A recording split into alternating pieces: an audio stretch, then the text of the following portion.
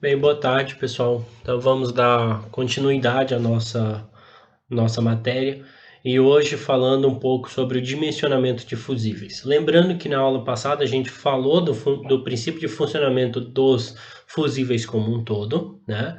E a gente acabou falando de dois fusíveis em especial. Quando a gente trata instalações elétricas industriais, basicamente a aplicação está em dois tipos, né? O fusível diazédio ou diametral, ou tipo D simplesmente, e o fusível NH, tá? Que basicamente a diferença deles está com a capacidade de interrupção da corrente de curto. No caso, o NH ele tem uma capacidade superior ao diazed, né? Então vamos lá. Quando eu falo em dimensionamento, pessoal, tanto o fusível diazed quanto o fusível NH, eles vão ter o mesmo procedimento para que a gente execute essa tarefa, tá? Independente se é o diazed ou o NH, certo? A gente só vai ver que tem uma pequena diferença, que é um gráfico a ser utilizado que é diferente, tá? Mas se eu estou usando esses caras para o acionamento de um motor, que é o caso aqui que a gente vai fazer dimensionamento, ele é praticamente a mesma coisa, tá? Basicamente a gente vai levar três coisas em consideração: o tempo de fusão virtual, a corrente do fusível superior à corrente nominal do motor e também o fusível como proteção de contatoras ou contatores e relés, tá? A gente vai falar mais detalhadamente sobre cada um deles a seguir aqui. Então, o primeiro critério, né?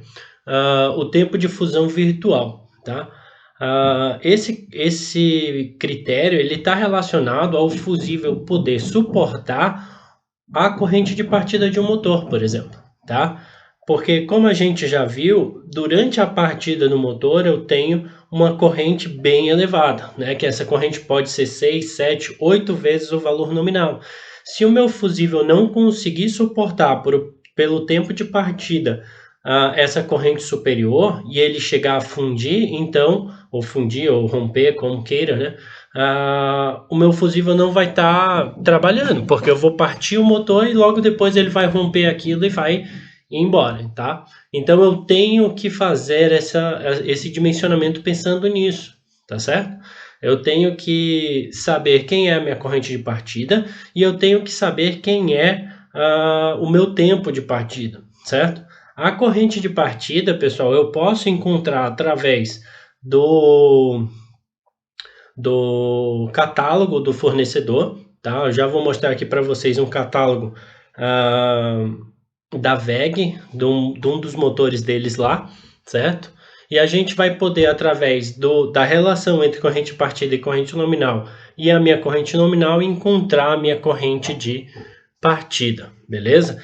Agora, o tempo de partida, ele vai depender da aplicação que ele tiver, tá? Então, para critérios de demonstrar o dimensionamento, a gente vai mostrar aqui, vai supor um valor de tempo de partida, tá? Então, só para a gente ver aqui, isso aqui seria o meu catálogo de um motor trifásico da WEG, certo? Um motor trifásico lá dele IP55, beleza? Detalhes que é importante. Aqui eu tenho a potência dele, né? A primeira coluna que ele está relacionado à potência em CV, a segunda coluna em quilowatts, beleza? Normalmente a gente trabalha com motores relacionados à potência em CV, certo? Nessa 1, 2, 3, 4, 5, na quinta coluna aqui a gente tem corrente nominal em 220 volts. Tomar cuidado com esse 220 volts, tá? Porque você pode ter uma aplicação em que é 380 volts, que é o caso aqui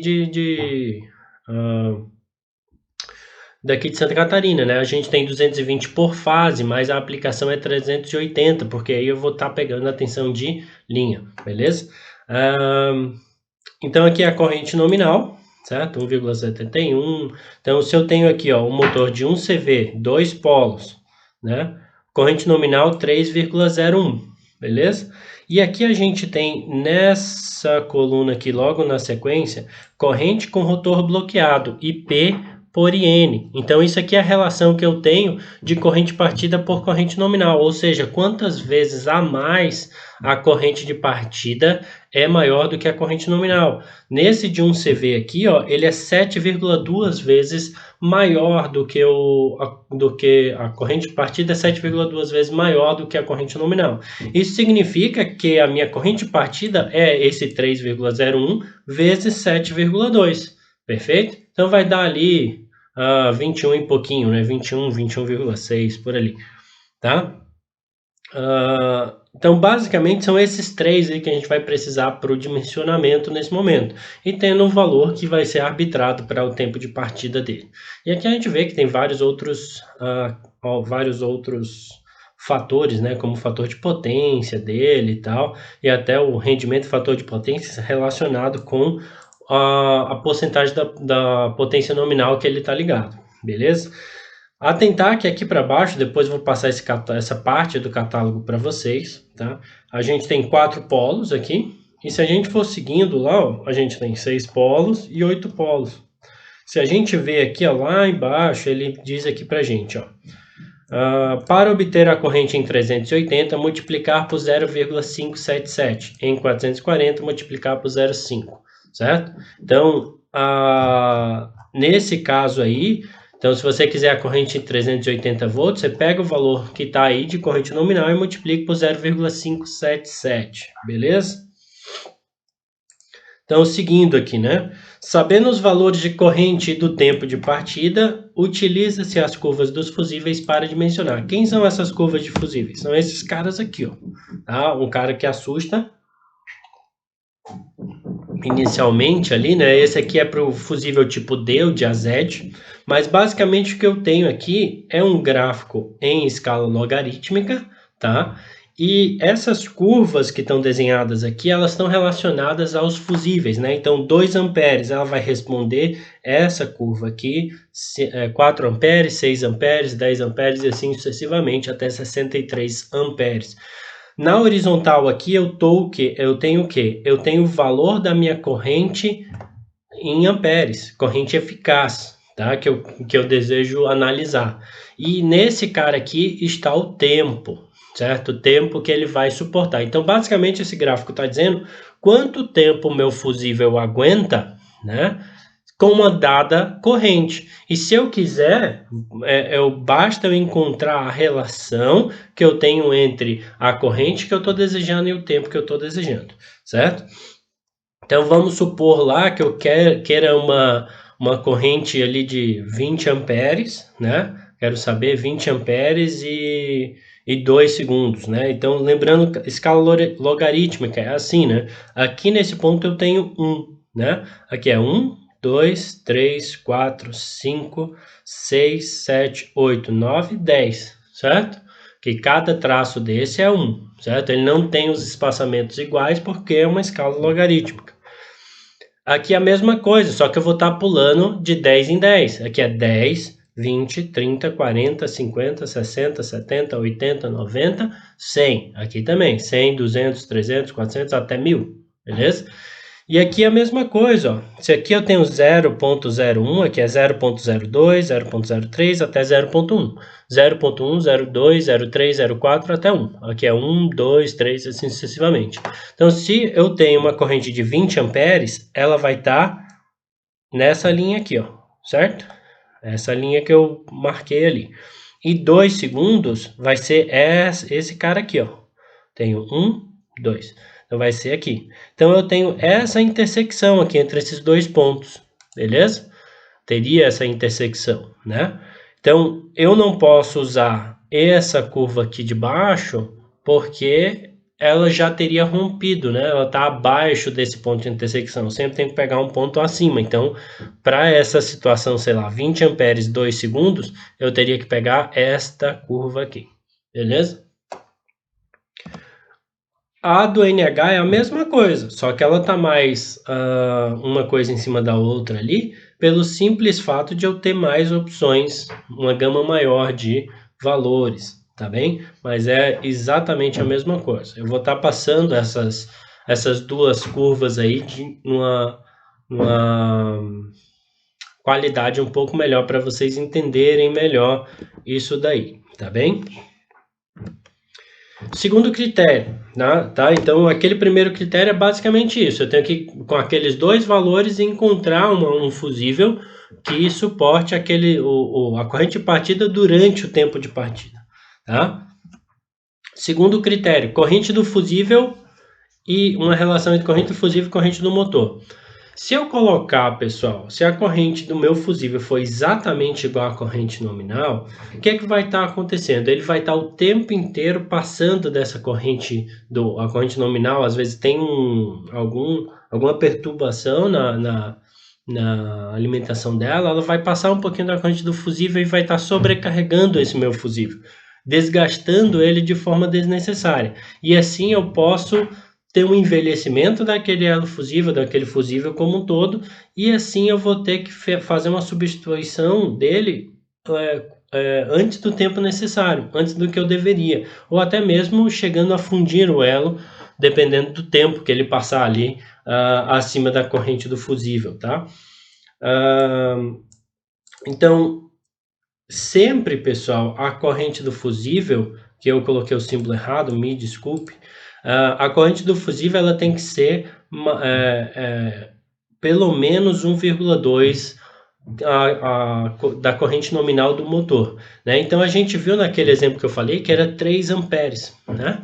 3 amperes aquele motor de 1 CV. Então 3 vezes 1,2 vai dar 3,6. Então a corrente do meu fusível tem que ser superior a isso, tá? Gente, eu vou fazer um exemplo depois, vai ficar mais claro, tanto o primeiro quanto o segundo critério, assim espero pelo menos.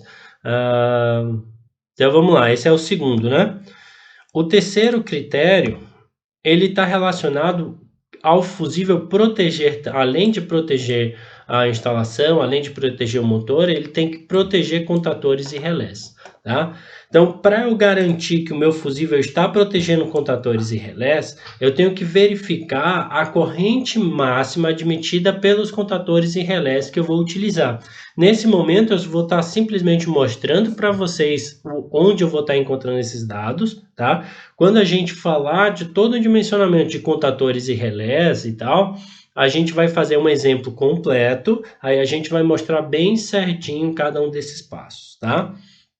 Então, sempre no catálogo de contatores e relés que eu vou utilizar, vai ter um cara lá chamado corrente de fusível máximo, ou fusível máximo simplesmente, que ele está dizendo, aquele é o fusível máximo que você pode utilizar com aquele cara para que ele não queime antes do fusível, certo?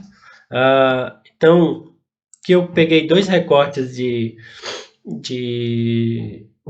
esse cara aqui, um relé térmico, né? O relé térmico da WEG, né? E ele tem lá fusível máximo. E aqui, ó, para cada especificação de relé térmico, ele tem um valor de fusível máximo. Então, o meu fusível tem que ser menor ou igual a esse valor que está aqui, tá? E aqui eu tenho fusível máximo também no caso de uma contatora. Tenho lá o valor de cada um deles, beleza? Não se preocupe quanto a isso, a atividade de hoje também não vai estar relacionada ao terceiro critério. Quando a gente for lá para frente, a gente vai ver isso aqui com mais calma. Mas como a gente está falando do dimensionamento fusível como um todo, resolvi colocar já agora para vocês estarem cientes que existe esse terceiro critério, tá bem? Então, pessoal, um exemplo aqui, né? Vamos pegar como base um motor trifásico 3CV, 4 polos, 220, corrente nominal de 8,7 amperes e supor um tempo de partida de 5 segundos, tá? Então, como a gente falou do primeiro critério, relacionado ao tempo de fusão virtual, a gente tem que ter duas coisas basicamente, corrente de partida e o tempo de partida, tá? Esse segundo foi dado pela questão, né? De supor um tempo de partida de 5 segundos, beleza? Onde a gente vai encontrar o valor da corrente de partida? Bem, se a gente vem aqui no catálogo da WEG, em 4 polos, né, 3CV, a gente tem a corrente nominal de 8,7 amperes e uma relação partida nominal de 6,8, tá? Então, basicamente, para eu encontrar o valor da minha corrente partida, né? Eu tenho que pegar o 6,8 e multiplicar pela corrente nominal. Isso vai me dar um valor de 59,16, beleza? Então, no nosso gráfico, né? Aqui é um gráfico relacionado ao dimensionamento fusível de AZ, tá? Então, se eu pego aqui o tempo, 5 segundos, né? Então, aqui é 1, 2, 3, 4, 5. Seria essa linha que eu coloquei em vermelho lá, seria os 5 segundos. E aqui eu tenho que minha corrente de partida é 59,16 amperes. Então, 10, 20, 30, 40, 50, 60, né? Seria um pouquinho abaixo de 60 ali. A intersecção desses dois caras se dá nesse pontinho aqui, né? Nesse ponto aqui, beleza? Então, qualquer coisa acima disso está valendo, tá? Você vai suportar ali, né? Então, esse valor aqui, com essas condições, um cara dessa curva aqui, ó, vai ser o suficiente. Ou seja, um fusível de 20 amperes, tá? Então, o fusível de 20 amperes é o suficiente para nós, beleza? O segundo critério não é tempo de fusão, é o tempo, relação corrente nominal com corrente do motor, corrente do fusível com corrente nominal do motor, em que a corrente do fusível ela tem que ser maior ou igual a 1,2 vezes a corrente nominal. Corrente nominal 8,7, isso vai dar 10,44. Então, o 20 amperes está acima desse valor 10,44, então o 20 amperes também satisfaz isso. Então, o 20 amperes está ok relacionado ao segundo critério, tá? Para o nosso terceiro critério, aqui só coloquei como exemplo também, tá? Duas coisas qualquer. Vamos supor que eu fosse usar esse RW27, um D3, U017. Fusível máximo permitido por ele, 37. Então, seria o suficiente, né? Na verdade, no caso aqui, o que provavelmente estaria utilizando é esse 8 a 12,5. Tá? Mas isso a gente vê com mais calma depois. O que importa é a gente saber onde encontrar esse valor de fusível máximo, beleza? Então seria esse, assim, os três critérios, bem certinho, tá? Daí, para finalizar e para fechar o conteúdo aí de fusíveis, a gente tem esse exercício, são 3 dimensionamentos diferentes, tá? Um motor 3CV 220 volts, tempo de partida 5 segundos, 4 polos. Tem o outro motor de 5 CV, tensão 380 volts, lembrando aquela relação, né, que você tem que fazer entre 220 e 380, com 2 polos. E motor de 50 CV, tensão 220, tempo de partida 7 segundos, 4 polos. Especificar qual é o tipo de fusível que você está usando, né? Se é o tipo D ou um NH. Beleza? Como sempre, né? As duas referências que eu estou seguindo são essas duas. Tranquilo? Então, um abraço para vocês e bons estudos.